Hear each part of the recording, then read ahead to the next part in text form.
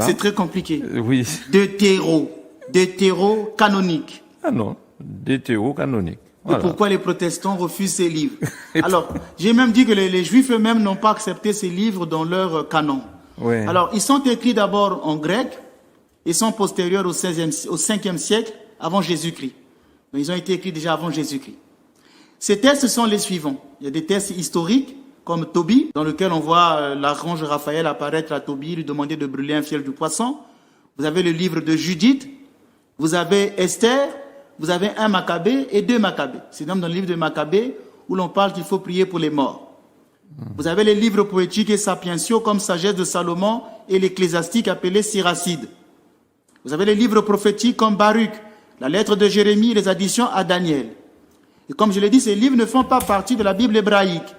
Les livres de la Bible hébraïque sont dits proto-canoniques, c'est-à-dire du premier canon. Et l'autre est appelé deutéro-canonique, c'est-à-dire second canon. Parce que le mot deutéro veut dire simplement secondaire. Ce terme de deutéro-canonique était forgé par Sixte de Sienne. C'est lui qui a donné ce mot-là, parce que les protestants l'appelaient plus apocryphe. Et ces livres ont fait l'objet de discussions au cours des âges. Dans l'Église catholique, ils font partie du canon de l'Église catholique depuis le Concile de Trente. L'Église catholique les a reconnus, à la demande du pape Damas, qui avait demandé à Saint Jérôme de les traduire. D'ailleurs, au début, Saint Jérôme était très réticent. Et ça sera l'origine du livre de la Vulgate. Dans les définitions dogmatiques, l'Église catholique dit que tous les livres sont inspirés sur le même pied. Ce n'est une question chronologique. Tous les livres sont inspirés.